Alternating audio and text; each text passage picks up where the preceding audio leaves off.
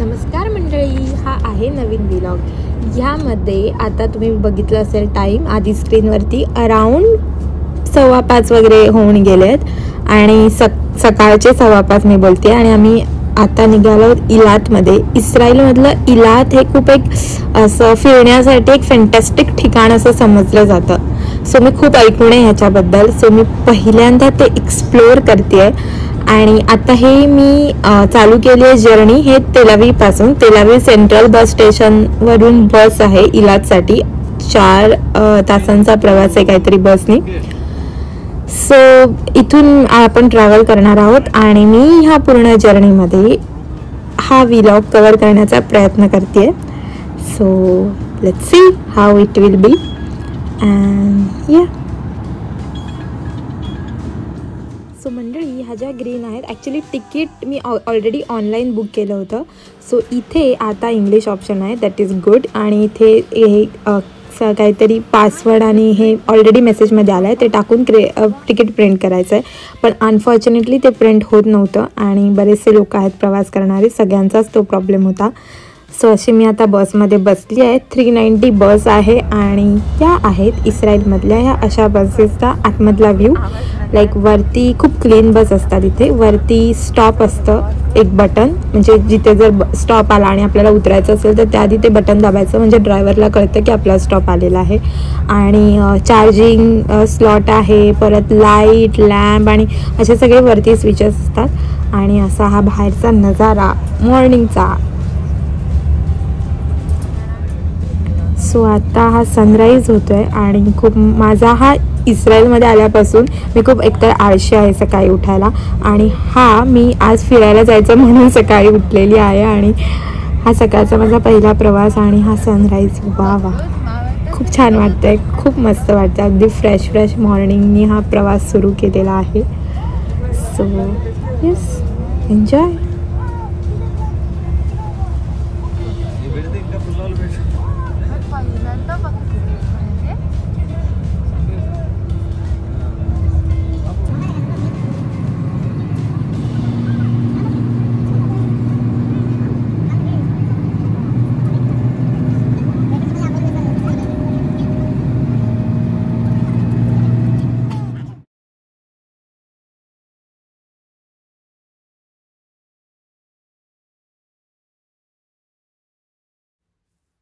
Okay, so मी मगाशी म्हटलं तसं हा पूर्ण कंप्लीट तेलावीपासून इलादपर्यंत 4 तासाचा प्रवास आहे. आणि बस काहीतरी 2 वेळा थांबते.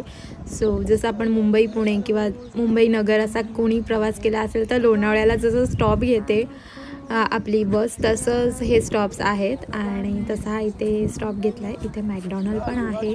आणि या असं मॉर्निंग व्ह्यू आहे, थोडी थंडी आहे. सो पुढे आल्याच्या नंतर बसमधून काही अंतरावरती हा खूप सारा एरिया आहे, म्हणजे जिथे पूर्ण डेझर्टसारखं आहे. म्हणजे अगदी इजिप्त वगैरे मध्ये गेल्यासारखं वाटत होतं. म्हणजे काहीच नाही आहे, पूर्ण ओसाड माळरान दिसत होतं, म्हणजे खूप लांबपर्यंत. आणि ह्याच्यातच लोकांनी ग्रीन हाऊस वगैरे टाकून काय फार्मिंग वगैरे थोडंसं एरिया दिसला मला. पण असं म्हणजे बरंचसं डिस्टन्स असा होतं की जिथे पूर्ण असं डेझर्टसारखाच एरिया होता. सो फायनली हे आहे इलात बस स्टेशन. सो इलातमध्ये आता आपण पोचलेलो आणि आता मी इथे घेणार आहे एक फोटो, कारण फोटो खूप मॅन्डेटरी असतात की ज्या आपल्या मेमरीज असतात.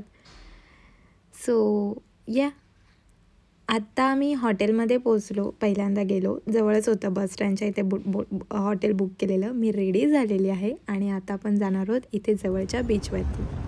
सो मंडळी, आता हे हॉटेलपासून जवळच, कारण आत्ताच पोचलो आणि थोडं थकलेलो आहोत प्रवासाने. सो हे पहिल्यांदा जवळच्या बीचवर जातो आहे. आणि हे रेड रॉक बीच आहे इलातमधलं.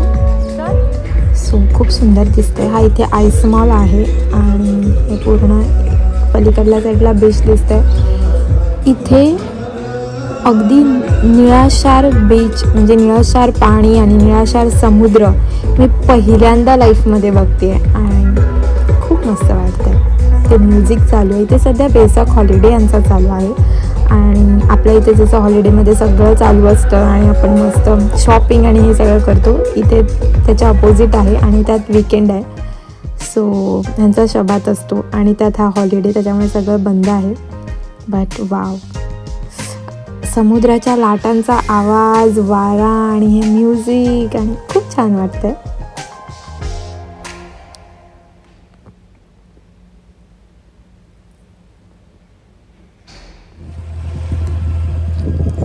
सो असा दूर दूरपर्यंत पसरलेला हा निळाशार समुद्र.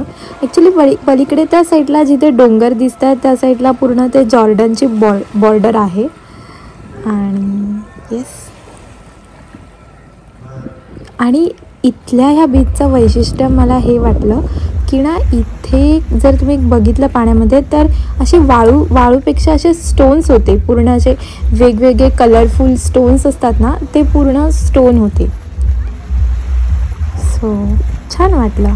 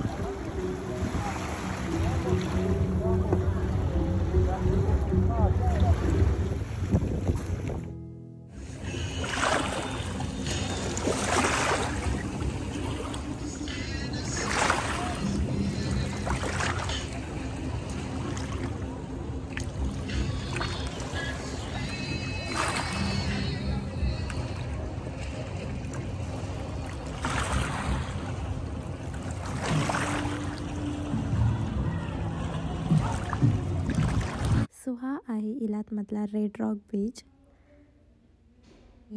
या ट्रिपचा हा पहिला व्लॉग आहे.